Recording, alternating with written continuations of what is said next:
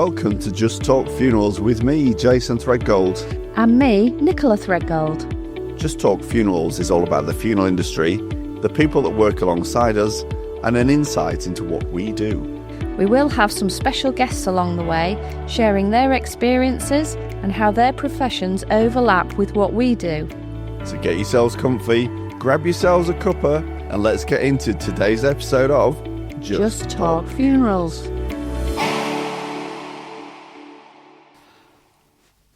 Welcome back to this next episode of Just Talk Funerals. Today we're going to be talking about media and technology at funerals.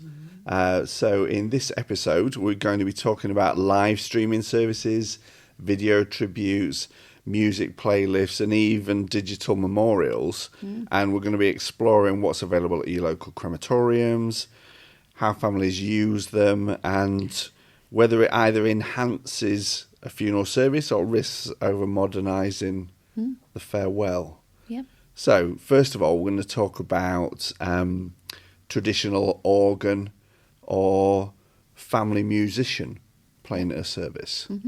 What's your thoughts on that, Nicola? Well, I mean, I do like to hear an organ, I must say, but I think it is maybe traditionally, organ has always been, especially at crematoriums, organ was always a sort of a media that would be used. And I think over the years, definitely organ has sort of maybe had its time.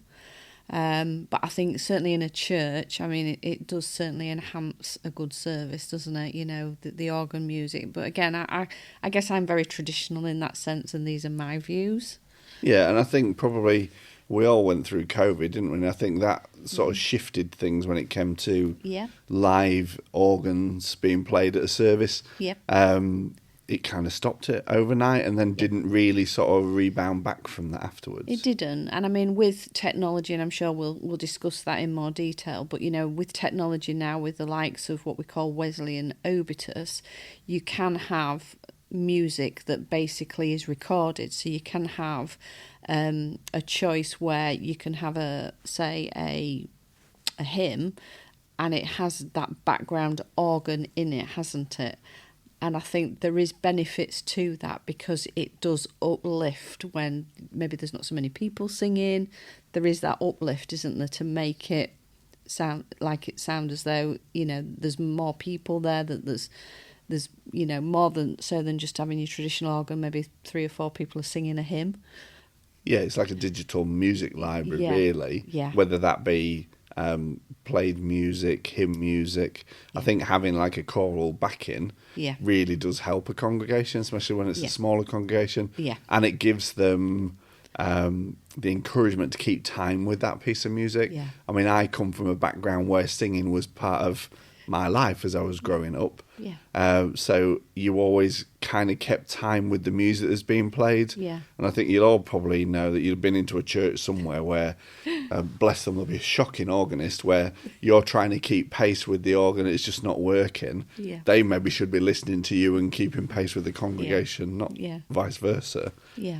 So yeah, it does have its benefits on that side especially. What about things like personal playlists and that, where a certain person's passed away, they were into a certain type of music, not necessarily the type of music that isn't acceptable at a service? Are you open to sort of people having whatever they want? Absolutely. I think that has to be. That service is about that person, isn't it? So, if they're personal, especially when I automatically think of maybe younger people, and the generation of music is probably very different to my generation of music, and we have to accept that. There might be a few sweary words in some of the more modern type of music, and we can't get away from that if it's there for their service. There's no point in having something that's a very bland playlist and people walking out of that service and saying, well, it was a great service, but I don't think they were really into that music, just because they couldn't play the music that they did like. Yeah. I think it's very important. And, and that's just the way the world has to change, isn't it? And, we have to, as generations change, music changes, the way funerals and services change, we have to go with that. And I would feel pretty sad if I'd gone to a service and they weren't allowed to play that person's choice of music. Yeah. I mean, crematoriums are going to be more open to it. Yeah. Obviously, there's some churches won't allow certain pieces of music. Yeah. For lots of different reasons. Yeah. Whether it's nothing to do with religion, or there's something in there that goes against Christianity. There's all sorts of reasons why you can't in a church. But, you know, if for a family, for that loved one, the music was very special, then, you know, I guess they would look at the venue more, wouldn't they? In terms of, you know, if the music was a priority, then maybe you wouldn't choose a church service, you know, so that you would go to a location where that music could be played. And I know in times I've heard, you know, where people have said, oh, well, you know, the congregation might be upset. Well, they should know that person, and they should understand, shouldn't they? You know, so, yeah, I'm very much for, if that's the sort of music that person was into, and it's about them. Yeah. And don't you think it can set the scene for the type of service as well? And you can utilise music for lots of different ways to create impact during the service. Yeah, definitely.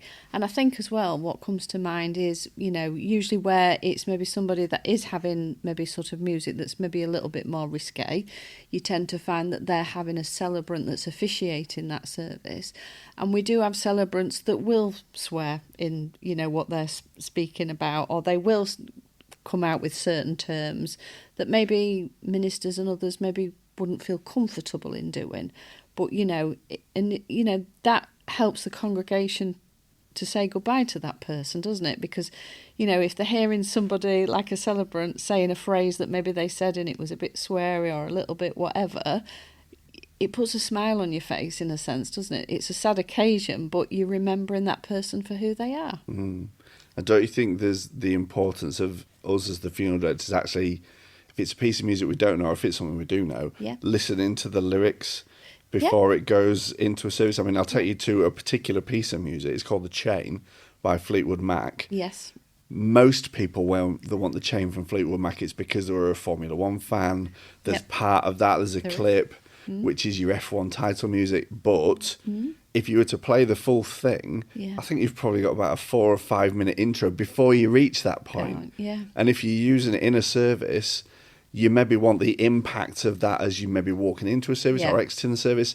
The build-up to it is irrelevant. Right. So you've really got to sort of pay attention to what part of the piece of music they want as well, don't you think? And I guess technology helps with that, doesn't it? We don't have to, when we play a piece of music where the technology is involved, we can sort of space it out and say, right, for the first few minutes, that part is irrelevant, and we can actually pinpoint to the second where we want that music to start, can't we? Or where we want it to end as well. Yeah, and I think if you're doing this in a crematorium especially, we've got licensing laws and things like that, haven't we? And royalties and that we have to contend with. The companies that the crematoriums tend to use now, like Wesley and Obitus, they deal with all that lot for you. Yeah. So it's all factored into your costings at the crematorium, but they're licensed to be able to edit that music if need be. Yep. So they're not going to get in trouble by knocking off 3 minutes of it. No. Whereas if we were to maybe do that in a church and record it in a church, it comes totally different licensing rules. Yeah, absolutely. Yeah, we've got to be really careful, haven't we? Sometimes we've had an occasion where somebody in the family, and maybe a grandchild or a son or a daughter, have been quite musical, haven't they? And they've had a piece of music that they've actually either sung or they've played an instrument to.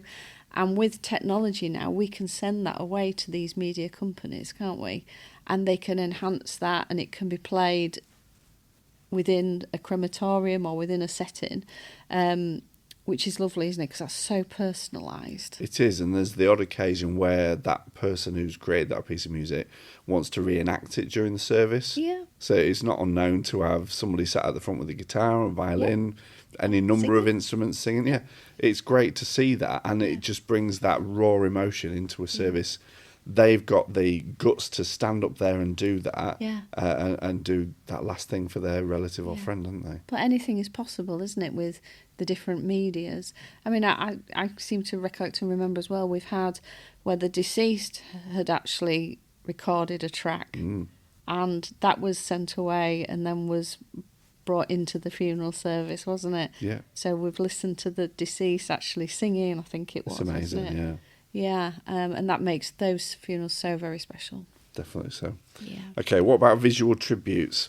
So these are where you can have a single image of just the person on a screen in front of you, Yeah. or you can compile lots of photographs, videos, recordings, and make it into this tribute that's perhaps played partway through the service with some music background. What's your thoughts on It's that? a bit like a slideshow, isn't it, of different images. And again, I really like that, even if it's just one image that stays on the screen throughout the service, or whether it's multiple ones that are going on. I think it gives you something to focus on when you're sat in the congregation, and you're reflecting on that person as you're looking at them. I think when it's more of a slideshow, you're getting various images, maybe from when they were small, when they went to attended weddings, when they've been on cruise. There's all different things pop up, and I think that again, it just gives you that nice feeling that you're saying goodbye, but you can see them on the screen, and probably photos you've never seen before. Yeah, it's quite thought-provoking. Yeah, as well, definitely. Yeah. It gives you that time to reflect, I think. And I guess it draws your eye away from other elements of the service if you don't want to focus. Yeah. Sometimes people don't know where to look during the service. Are we looking at the celebrant and the minister? We don't want to stare at the family. Yeah. The person that's in the coffin, if they're in a coffin as well. So, it just gives them that little bit of focus and time to reminisce over who or why we're here. And probably just being able to keep yourself together because you are focused on something, because, it can be upsetting as you sat there and you are thinking about that person, depending on how close you were to them. But seeing those visual tributes and the images, I think it really does help. Cool. Yeah, okay. So let's talk about streaming and recording then. So we talk about webcast, and I feel like webcast has been with us for many, many years. I mean, when I worked at the crematorium, we were webcasting at that point, and that was well before COVID. And I think a lot of people think that webcast came in when COVID arrived, but we'd actually been doing webcasts for a very long time, hadn't we? We had, but how often was it getting used? Well, it wasn't, was it? Obviously, COVID brought it to the forefront, and, maybe for the listeners, it might just be worth explaining what a webcast is. Yeah, so webcasts in lots of different ways. So you've got a facility where you can either set up a streaming service that can be accessed by individuals by invite. Yep. So basically you send this link, takes you through to a unique website, you get a unique code for that service. Yep. It will sit there and wait until such time as the service starts. Yep. Now only you can access that, or anybody that you invite to access that. Yeah. And then you have what's called open access, which these are very rare, but these are more like you streaming the service on YouTube, something like that. Yeah. Very, very rare. What happened with a lot of them was during, I'm going to say COVID again, during COVID, a lot of churches embraced that to get out to the congregations. So you couldn't have people coming into the churches, so they would carry out a virtual service by that sort of platform. Yeah. So they'd put it out on YouTube, or they'd use open Zoom so anybody could just come into it. Yeah. Webcasting and streaming is quite unique in the fact that you have to be given the password to get in. It's unique to that one person. Yeah. It's not just like a stream that will cover all the services for that full day at a crematorium. No, it's very You will get personal. one password and one login for that one person. And I think it's worth saying as well, not maybe so much now, but we used to get a lot of phone calls, didn't we, from people that couldn't attend, and they'd say, well, I'd like the password, please. And it's not for a funeral director to give that. It's not for us to share. No. I think, people used to think that, well, they'd just ring us and we would, because we hold that information initially. But, once we've given that to our applicant, it is up to them who they decide is going to view that, isn't it? Yeah, I mean, if they come to us and say that we're quite happy for anybody to take it, then we would genuinely send that to people, but would rather get permission before you start sharing that sort of thing. It's a private setting. Yeah, definitely. Much as a crematorium is a public building, usually the people that are attending are there for the right reason and the right person. Yeah. So it's not an open to all to watch everybody's service. Yeah. And I think, we're talking about streaming and webcasts, and again, this is something that I've just thought of, but we have had probably about a year or so ago, the problem around the webcasts and these spams, didn't we? Yeah, sadly, what you tend to find is when some people are announcing that somebody's passed away on social media, perhaps. Yeah. So if you get onto the likes of Facebook, especially, there's always people trying to scam you on these platforms, and it became a thing where these people out there were grabbing onto the fact that it's been announced that a funeral service is taking place on a set day, set time, and they would create this fake profile saying that to be able to access the streaming service for this, click on this link, and lo and behold, it takes you through to a payment page where you made a payment. Some people got caught out with it, sadly, and it was a thing. I've not seen it in the last sort of few months, but it genuinely was a thing. Yeah, I seem to remember there was a couple of times where it was children's funerals. And it always seemed to be the high-profile services that it was grabbing onto. Yeah.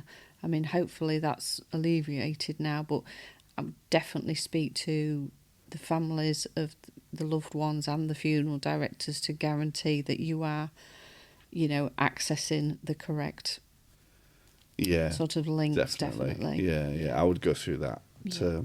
Don't just take it for granted what you see on social media is the right thing. Go back to where it's sort of been sourced from your funeral director or the family. Yeah, definitely. And one of the questions we get asked a lot is when obviously a webcast happens, it's happening on the day, there's probably a couple of minutes delay, isn't there?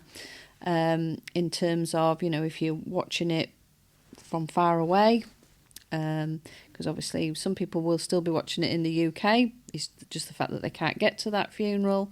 Some people are watching it in other countries, aren't they? But say they can't watch it at that particular time, because maybe in some countries at the time when that service is happening, it could be in the middle of the night where they live, or some people maybe don't want to watch it on the day. It's probably a little bit too raw, but they want to watch it at some point. Is there well, I know there is, but do you want to talk about, the time span that you have to watch a webcast? Yeah, usually, depending on the provider, but Obitus and Wesley Media, they usually give you 7 days to watch it. Yeah. So you don't have to watch it live. It'll stay there and you can go back and watch it when you're ready to watch it. Yeah. What we find a lot is people that actually attend the funeral go back and watch it later as well, because they don't take everything in. Yeah. The emotion of the day, especially some of the immediate family. And you're not seeing who's there, and you've not got to talk to everybody. That way it gives you another way where you can look back on the service. And then I think that kind of nicely leads into recording services as well, doesn't it? Yeah. So you can record it. So in many different ways, you can have it sent to you as a download. You can have a DVD, even though those things still exist. Yeah. You can have a flash drive. There's lots of ways you can get it to somebody if they want to be part of it but weren't physically able to get there. Or they want something as a keepsake afterwards as well. Yeah, definitely. And I think from listening to our own families that have had the downloadable, the DVDs, the USBs, it does give them some comfort, doesn't it? Yeah, definitely. And it's one of these things, you maybe don't think you want it at the point where the service starts, and then you think about it. And I know Wesley Media, it's a retrospective recording you can have into it. So the camera's always running and recording, but it's not uploaded as a web streaming service. That's right. So you can go back to them within a set amount of time. I think it's within a month. And then they will still get you a recording of it if you need it. I'm not so sure about Obitus, so don't quote me on that one, but I know Wesley offer that service. Yeah, which is great. Okay, so let's talk about the pros and cons then. So, first of all, the positives of having, the media options is, and, webcasts, is that, like we say, those relatives that maybe live far away and for whatever reason are not able to come back to the UK for a funeral, it does give them a great chance and opportunity to say their goodbyes in their own home or wherever they're viewing it, without all those cost implications of getting over here or time constraints, doesn't it? Definitely. And you've hit the nail on the head there. Not everybody can afford to fly in from Australia to attend a funeral service. It's probably going to be happening within a few days. Yeah. So to have a facility like this, And the families can get involved in it on the live streaming as well. I mean, it wouldn't be the first time I've taken a service where they've gone through the service itself and then the family have turned round, not having this like talk back from the people, but the waving at the people and they're saying things to them because they know that they're going to be on the end of the line wherever they are in the world. Yeah, which is lovely, isn't it? Yeah, that makes it even more personal, doesn't it, to those that are watching? Definitely. And I think, you know, again, one of the positives is that, you know, you can have a keepsake, and you know there are lots of different keepsakes, not just, you know, the MP4 or the USB. There's other books and things which I think we come on to a little bit later in this conversation. So I mean, some of that, especially Obitus, we had a meeting with them recently, didn't we? We did, yeah. And I didn't quite realise what they offer. Yeah. But there's all sorts of lasting tributes that you can have there, and it comes in a beautiful package. Yeah. Where you can add all sorts of things to it, even down to a video book. Yeah. Never seen one of these things before, but you pretty literally cool, open it up, yeah. tiny little book, and then it's playing the service to you. Yeah. And, you know, and I guess for some people they may obviously have one of these and it might be really raw for the first couple of months, and you know it's just maybe tucked away somewhere, but there's probably then at some point where they think, actually I'm now ready to watch that, and you know, giving a bit of comfort, you know, to seeing all those people that were there. And like you say, I think especially when you're the immediate family, trying to see everybody whilst they're at the crematorium or at the service is really hard. And what you find is, as much as though a good lot of people will go back to the location of the funeral wake, you do lose some people because they'll go back to work or they've got other commitments. So sometimes you don't always see who was actually at the service at the beginning, because then they've left because they've had to go on to something else rather than go back to the wake. So, you know, just being able to see them and probably to thank them later to say, and acknowledge that, yes, I did see you were there. Yeah. And again, it's all about choice as well, isn't it? Yeah, definitely. Yeah, give people the choice. Yeah. And also we talk about, you know, having these media products, they can be quite highly personalised, can't they? So you can have the names put onto, onto the DVDs and onto the videos, can't you? And in the dates and... Yeah, it's marvellous what it can do nowadays. I mean, you can just look on the internet and see, you get these people making books of photographs and DVDs, and also it's very similar to that sort of thing. Yeah. It's pretty instant as well. You're not having to wait very long for these sort of things to be produced. So, it's a clever idea. Yeah, definitely. So, yeah, I think all in all, that there are some amazing benefits to having something, you know, that is, I mean, technology just keeps moving, doesn't it? Yeah. But on the flip side of this, so we'll put this as a thought-provoking question. Mm-hmm. Do you think it risks commercialising it and making the service more like a presentation? No, I don't.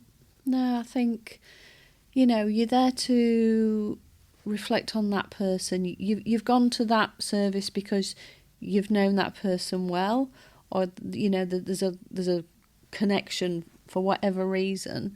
I don't think anybody would see it as just a general presentation. And you know, like we've said before, from the funerals that we've attended, we always go to a funeral and we learn something that we didn't know about that person, and I think it just gives you that great insight just for a short amount of time to get to know that person and the things you maybe didn't know, and to say goodbye. Definitely. What about, though, say for instance, your internet drops off at the crematorium? So technical failures, we'll call it that. Well, this is always the worry, isn't it? And, you know, and I guess there has been occasions where we have heard that this has happened. And again, but this is technology, isn't it? Whether you're in a commercial setting or at home, the amount of times you can be at home on the internet and your signal drops off or whatever. I think we just have to accept that. And sadly, it's obviously happened at the very wrong moment, but these things happen. You know, you'd like to think that as technology gets, as it gets better, it's always getting better, it's always improving. Is there a point we're ever going to get to where those sort of things that happen now will be a thing of the past? I don't know, but it's gut-wrenching and heart-wrenching, isn't it, to think that maybe somebody was having a service and the webcast has stopped, or for whatever reason due to the technology. But again, it's the times we live in, isn't it? And yeah, it must be very upsetting, but I really don't know what we can do to combat that, in a sense. I mean, I think I brought in a real negative question now. I'm going to combat it a little bit. Yeah, please do, because it's very sad to think, that somebody wouldn't get that, isn't it? Okay, so to combat that, each crematorium, their services are on their own servers at each crematorium. So it's not like you're waiting for it coming in from something else. Yeah. They're all uploaded either the night before or the actual day of the service. So it's there. So things like your visual tributes, they're never going to fail. Your music, the library will have downloaded it to that crematorium, so it's there. It's just your webcasting. Yeah. So if that webcasting does happen to drop off, it's like when you're lagging on your internet or something, you get a few seconds behind, you can always go back and have that retrospective recording because it's always recording all the time directly onto that crematorium server. Yeah. So it's not going off to somewhere else to then come back again. That happens later on. Yeah. So, I know it's a negative, and I threw that in on purpose just to see what you thought. For that. Yeah, definitely. And I think I'm also thinking of, we're talking very much about the media in crematoriums, but, we have also done Zooms, haven't we, for churches? And again, there's always that worry with a Zoom, isn't there, that... There is, and it's contentious. Yeah. We're going to have to use the word contentious, because if you're Zooming in a church, if you're playing music, like a CD or something, or we take in like these rechargeable PA systems into churches, if you're then streaming it live or recording it, you need to have the right license in that church.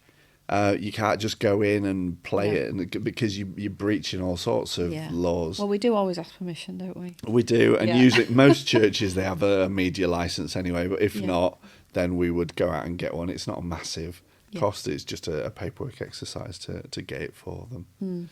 Okay. Yeah.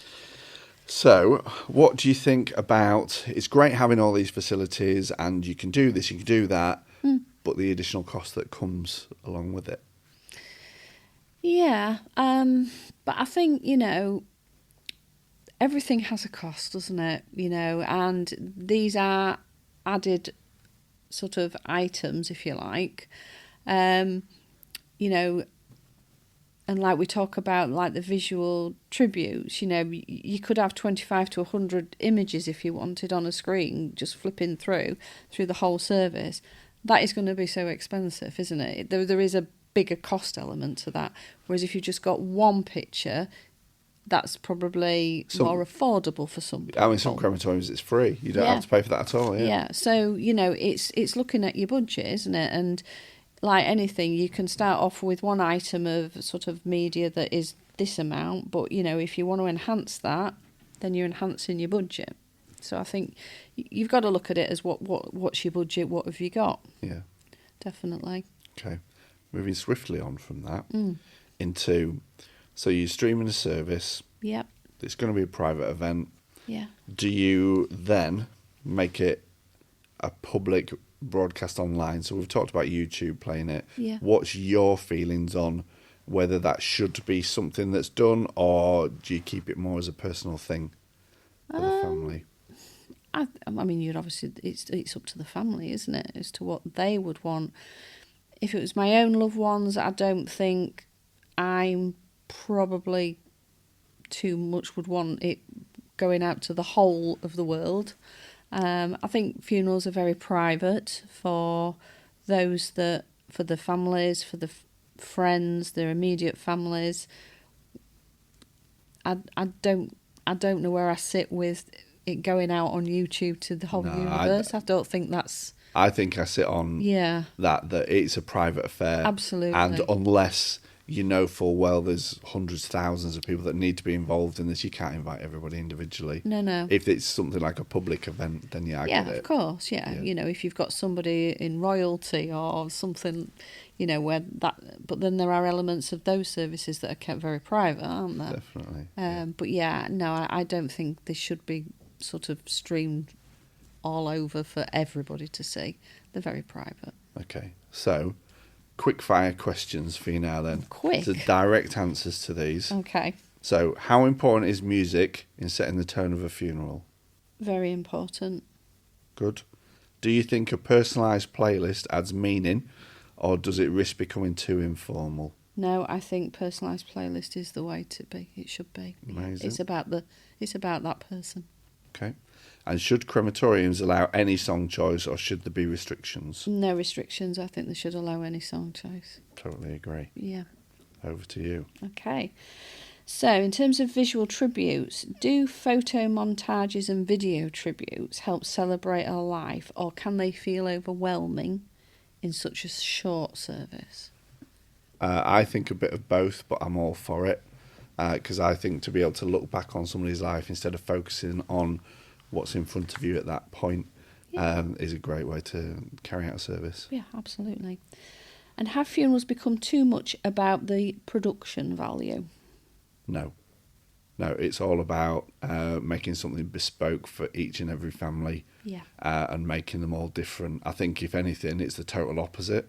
Because in years gone by, it would have been pretty much the format was the same for most services. By having these facilities now, it gives you more opportunity to make it more individual. And I think, again, I'm thinking sort of, as we're speaking, a funeral and a service, it's like storytelling, isn't it? Yeah. It's telling the story of that person's life. Yeah, you encapsulate. Whether it's longer or if it's sadly become a shorter life, but it is all about the story of that person. Yeah. Definitely. And would you personally want a video montage at your own funeral, Jason? Oh, crikey, no, I'd crack the camera. I think... Oh, my word. I think enough people know enough about me anyway that I don't think you'd really need to do that. So, or they think they know enough about me. So, me personally, at this point in life, I don't think so. Maybe just one nice image of me, please. Yeah. Yeah, not some stupid one that you've got of me. Sleep or something like that. Well, there's plenty of those, isn't there? Okay. And what about streaming and recording then? Live streaming funerals became common during COVID, as we know. Should it now be a permanent standard option?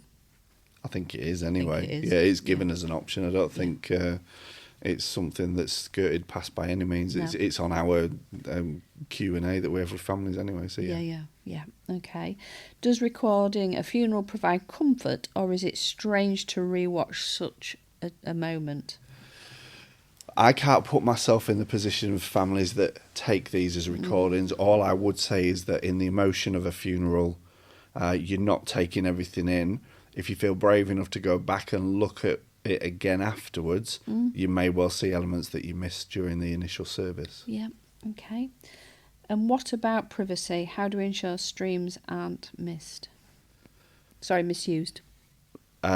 Keep them private. Yeah. Yeah, the minute you pop them out on any form of social media platform or something, it's open to the world and open to abuse. Yeah. Share them by whatever means you can. I mean, I must admit, WhatsApp's a great idea because it's all encrypted, so nobody's going to be able to steal that in theory and play around with it. Yeah. Don't just necessarily post it out on Facebook. Nothing's ever going to be private on places like this. No, and I think as well, for the respect for the mourners, those that are really upset, You don't necessarily want to be showing that in open forum, do you?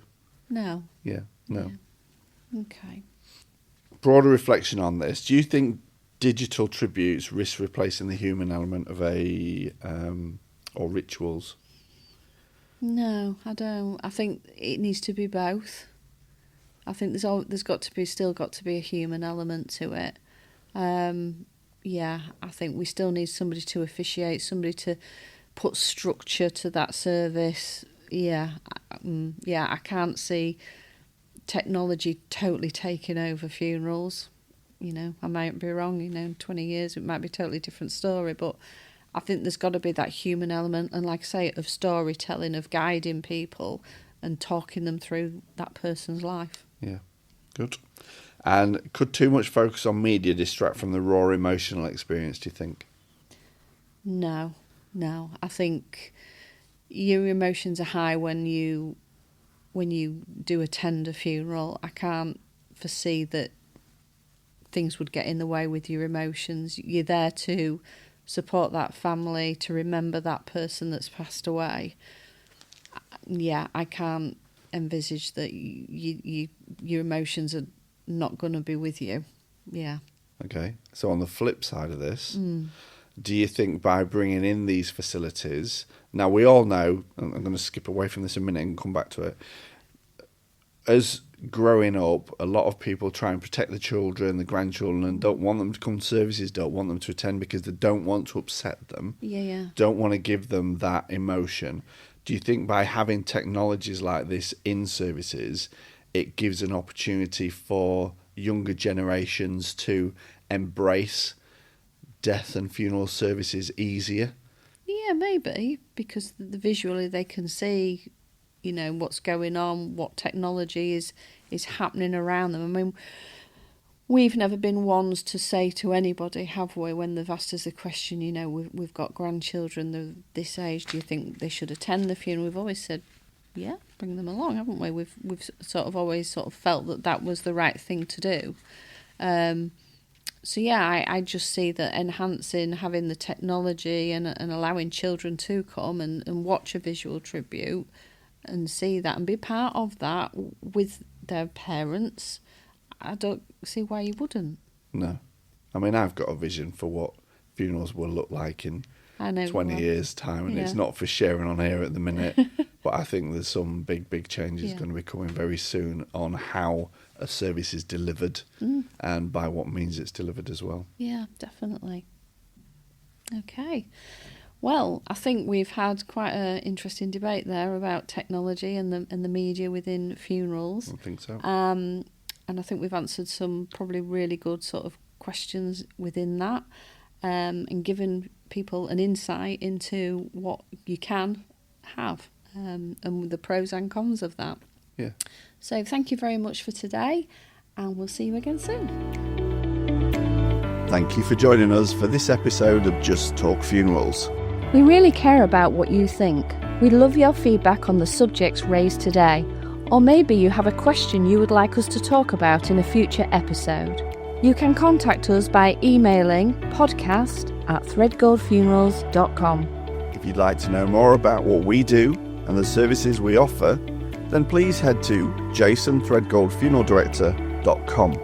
Thank you for joining us today, and see you next time.